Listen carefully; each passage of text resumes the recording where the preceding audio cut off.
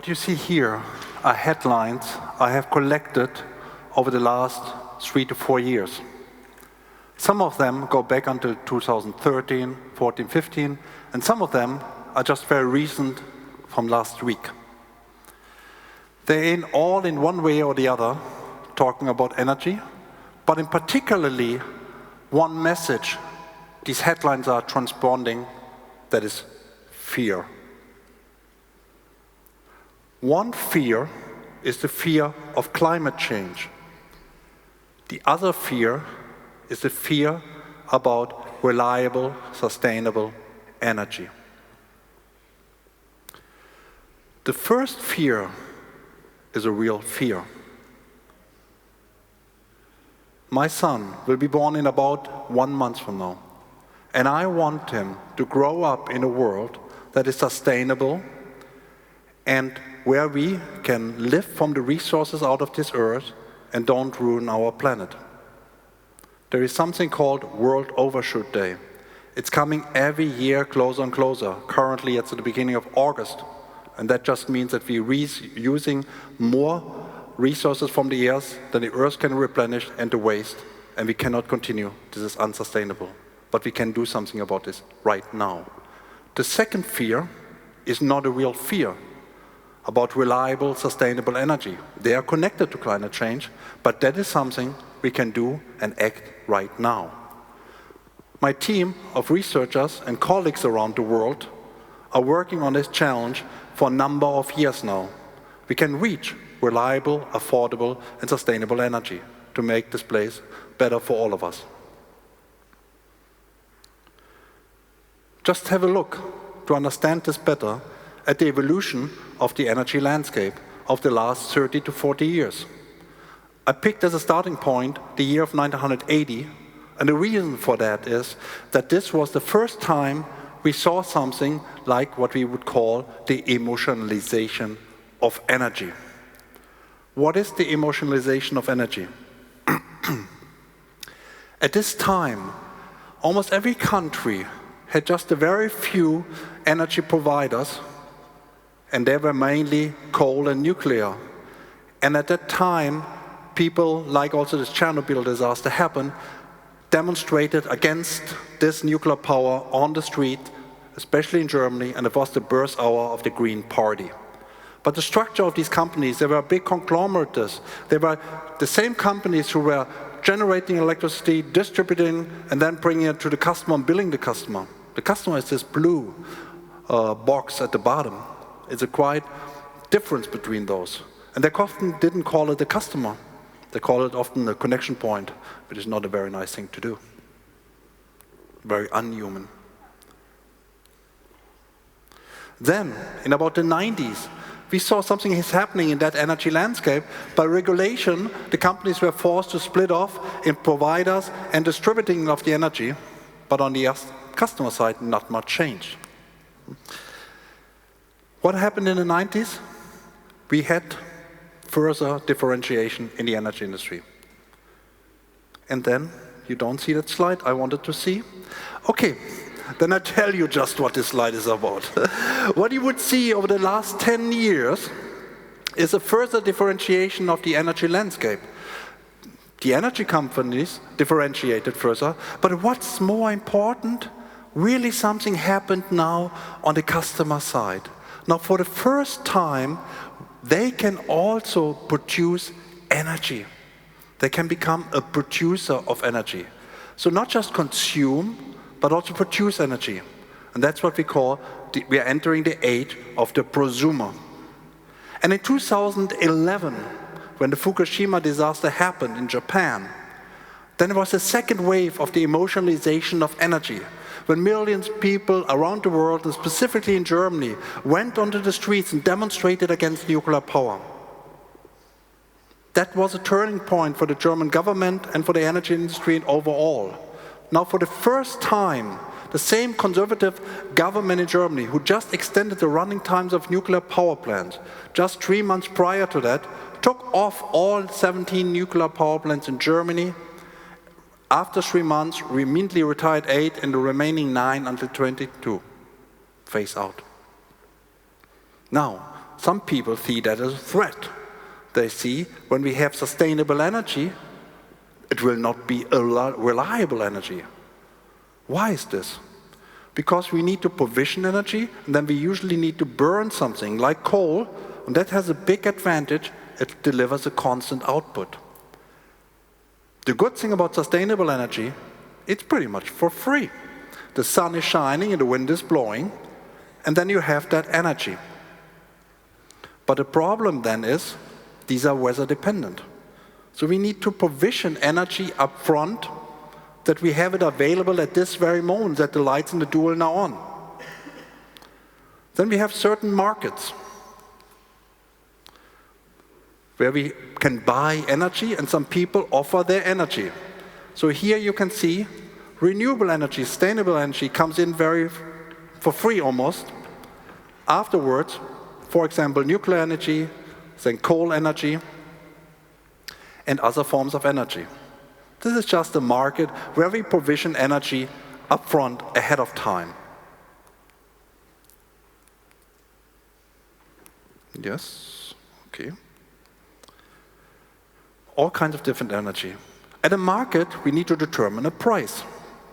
That we are saying, we are kind of assembling this kind of energy. That's the green line. And then there's some demand outside from the population. There should be some demand. There it is. Then how can we determine a price? We just go towards the y-axis and we have a price. Now comes the crux. My vision and the vision of my team and many people around the world want to have sustainable energy. And many politicians want to have that too. And we say, hey, we just increase the amount of renewable energy. What happens if we do this?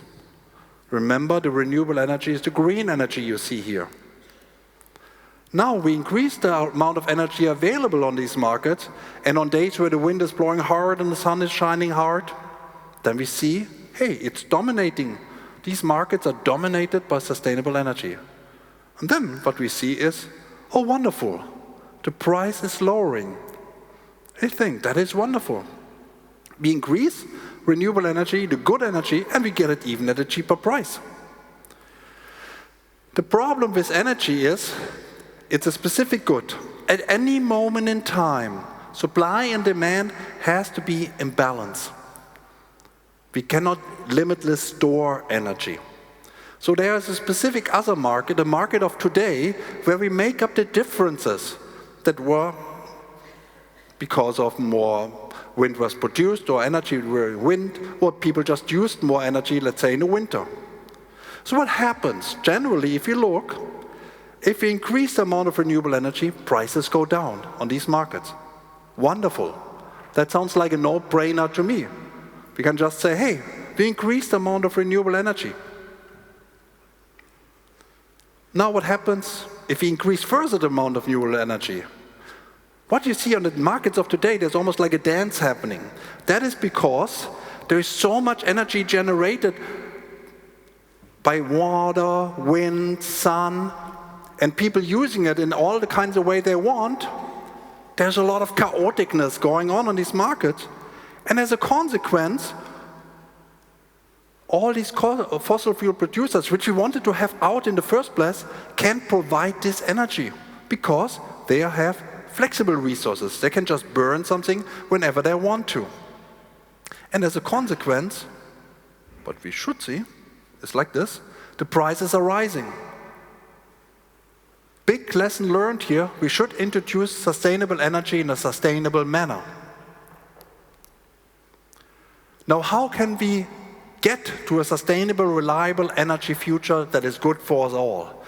I envision this future as a puzzle of 1 billion little pieces. It's not like one big bang effect. Politicians say, yeah, we will turn off all these power plants and everything will be great, and we will just put them wind turbines and everything is hunky-dory. It's not like this. But what are the pieces of the puzzle? Microgrid. Wouldn't it be great if you, for example, you have solar cells, you have electric vehicles in your area, and you drive on vacation, and then you can sell your energy, which is being produced on your roof, to your neighbor. But hey, you're on vacation, you cannot so easily sell it. Ramping, these are just flexible resources we could use right now, but we have to monitor all these things all the time. Real-time markets, could we just create, like the mayor of Rotterdam say, hey, we want to have a local energy market, just design it. It's quite risky. Demand-side management. That is something if the new energy landscape works, and we have weather-dependent sustainable energy, then we need to provide information when energy is plentiful and when we can use the energy. This information is usually done via pricing. We call this dynamic pricing. Say, hey, wouldn't it be great? Probably during the night, the wind turbines here at the Maasvlakte are blowing very hard. You can just get up at 3 in the morning, charge your electric vehicle and save a couple euro. Good idea, right? To get up in the middle of the night. Maybe not. Smart metering will facilitate this change.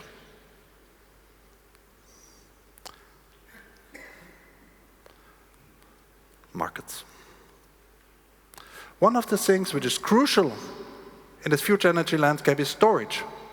But storage is not limitless available. It's only, people think about electric vehicles as the Rosetta Stone. That is true, electric vehicles are important. But we need all kind of ways of storage. Currently, there's not enough energy storage available in this world to make the sustainable energy landscape possible. So, should we now just give up? Say, my goodness, there's a way too hard of a complexity. Well, there is help. And one of the fundamental concepts in this whole new energy landscape is something what we call flexibility. We all, you, have to be more flexible about your energy usage later. Meaning when you get home later, maybe not today, but maybe in 3, 4, 5 years from now, with your electric vehicle, it might not be the best idea to immediately plug in your electric vehicles, because if your neighbor and that neighbor is doing it, maybe that the wires in that grid are glowing. At some point, you will see all this monitoring of information coming towards you, and that's way too much. We need help in that way. A lot of the speakers today talked about the IoT, talked about security issues and these things. And what my research group and I and colleagues around the world have been working on, it's a platform and it's a model that can help this. And it's a piece of intelligent software. This green margin-looking guy, this is the help we need. All of you in the future will have a so-called intelligent software agent. That's a highly intelligent piece of software that learns your preferences, your goals and desires over time, and then can act on your behalf. That means you do not have to get up at 3 in the morning and charge your electric vehicle. That agent will do that for you. You don't have to get back from your vacation to sell your power to the neighbor. That agent will get back to you. PowerTech is also an international competition of researchers. Dozens of research groups around the world are working together to make this sustainable energy future a possibility. Why is this so important that we test these future markets? Because in this way, we can test it in a risk-free manner. It's a large-scale simulation. As an example, how markets can get really, really wrong, we just have to look at the California energy crisis of 2000 and 2001. There was a flaw in the market design, and people misused it. They make the market manipulation, and that decreased the supply of energy. And out of a sudden, between April 2000 and December of 2000, the wholesale prices raised up by 800%. As a consequence, PG&E went bankrupt, and Edison Southern almost went bankrupt. In that process, they burned $40 to $45 billion. This, with PowerTech, is a possibility. We might have avoided this problem because many eyes around the world looking at these kind of problems and working together to make this energy future a reality. Therefore, I invite you to join, all of you in the future will have such an intelligent agent. It will take that cognitive overload away from you. You do not have to be afraid of this agent. It is your helper. It is helping you in all the things you do. And because of all these people in this community, what I have seen over the last decade and 20 years working on this technology overall, I am not afraid about the future. I invite you, and I'm not afraid about the future for my son, nor about you. We can all together tackle the challenge of renewable energy. Thank you.